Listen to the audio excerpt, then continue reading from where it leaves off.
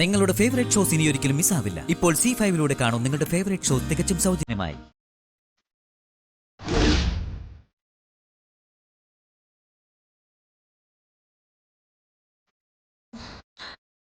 സന്ധ്യ അവിടെ വന്നെന്നോ?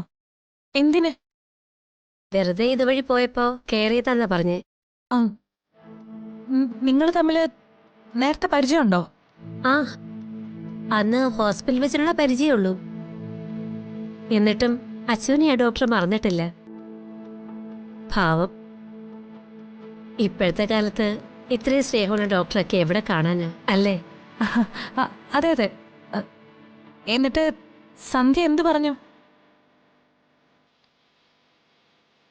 സച്ചിയുടെ ഭാര്യ അർച്ചനയെന്ന് കണ്ടപ്പോൾ ഇത് എങ്ങനെയെന്നൊരു ക്യൂരിയോസിറ്റി, അത്രയേ ഉള്ളൂ.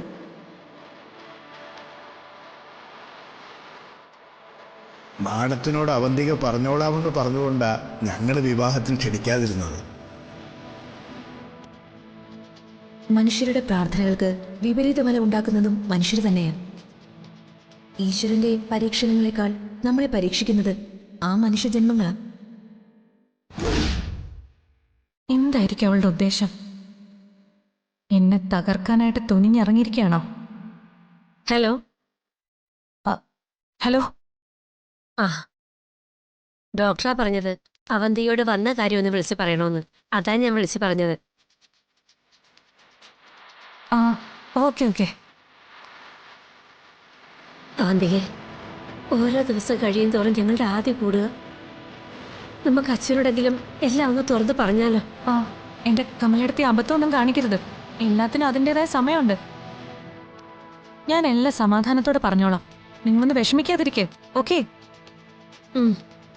ശരി.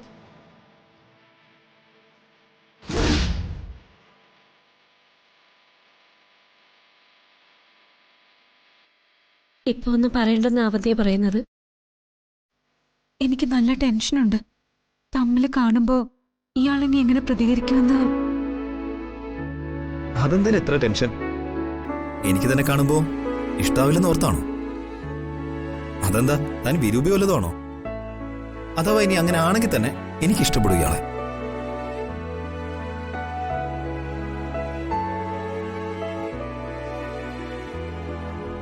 ഹലോ, ഞാൻ ഇഷ്ടപ്പെടുന്നു പറഞ്ഞത് വേറൊന്നും കൊണ്ടല്ല. നമ്മൾ ഇപ്പൊ തന്നെ എവിടെയോ എന്തൊക്കെ ഒരു ഇഷ്ടമുണ്ടല്ലോ, അതാ. ഇയാൾ ഇങ്ങനെയൊക്കെ പറയുന്നതാ എന്റെ ഏറ്റവും വലിയ പേടി. ഇതെപ്പോ വന്നു? ഞാൻ ഇപ്പൊ തന്നെ ചായ എടുത്തേരാട്ടോ. ആ വരാന്ത ഒന്ന് തുടച്ച് വൃത്തിയാക്കട്ടെ, അല്ലെങ്കിൽ അവന്തിക മാഡം വരുമ്പോ വഴക്ക് പറയും. അവന്തിക മാഡോ? അത് അമ്പിളി ചേച്ചിയുടെ ശബ്ദമല്ലേ?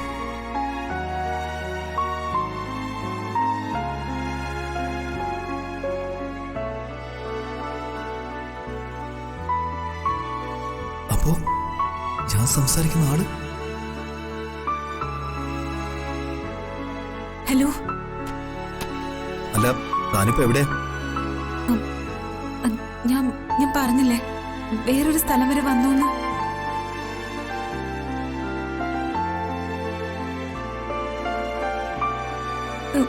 ഇന്നെന്തായാലും നമുക്ക് കാണണ്ട. അത് ശരിയാവില്ല.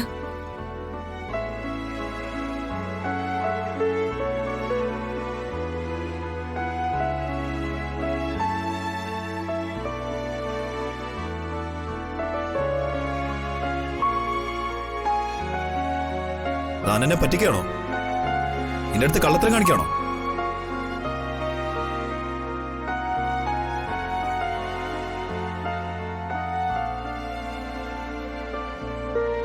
കള്ളത്തരോ?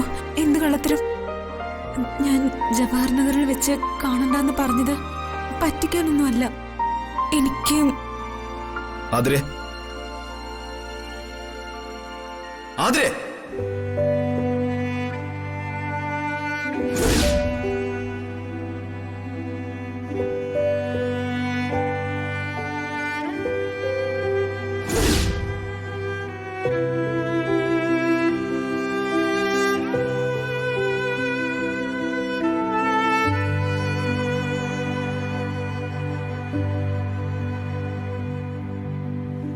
അപ്പൊ താനായിരുന്നല്ലേ ഇയാള്?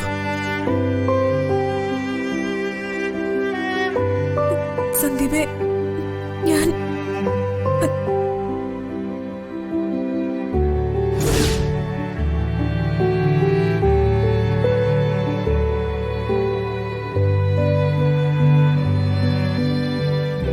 സന്ദീപ് പ്ലീസ്.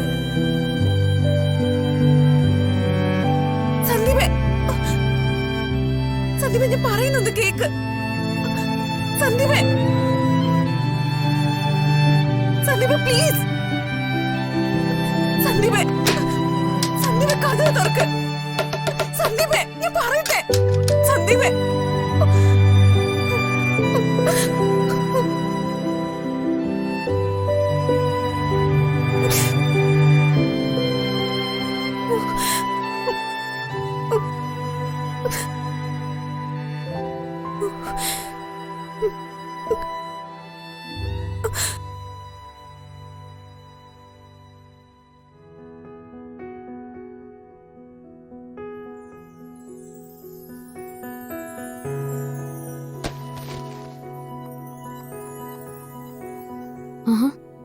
ഇന്നെന്താ ഓഫീസിൽ നിന്ന് നേരത്തെ?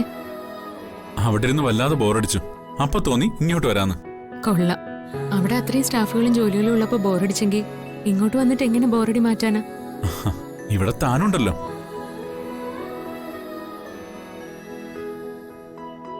തന്നോട് ഇവിടെ ഇരുന്ന് കുറച്ചേരം സംസാരിക്കുമ്പോ ബോറടിയൊക്കെ മാറും.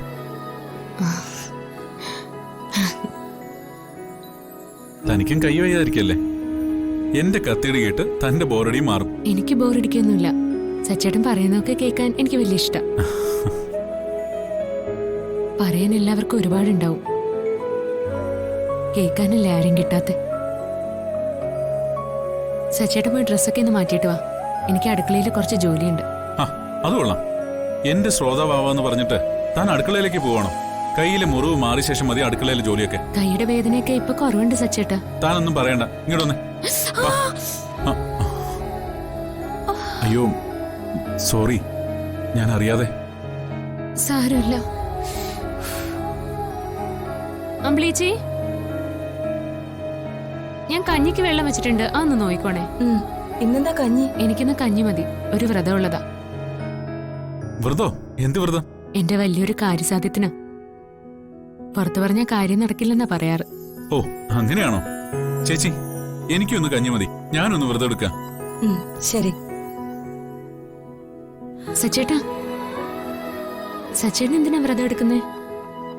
അർച്ചന ആഗ്രഹിക്കുന്ന കാര്യം നടക്കാൻ. എന്റെ വ്രതം കൂടി ആവുമ്പോ കുറച്ചുകൂടി സ്ട്രോങ് ആവും. താമ്പാ.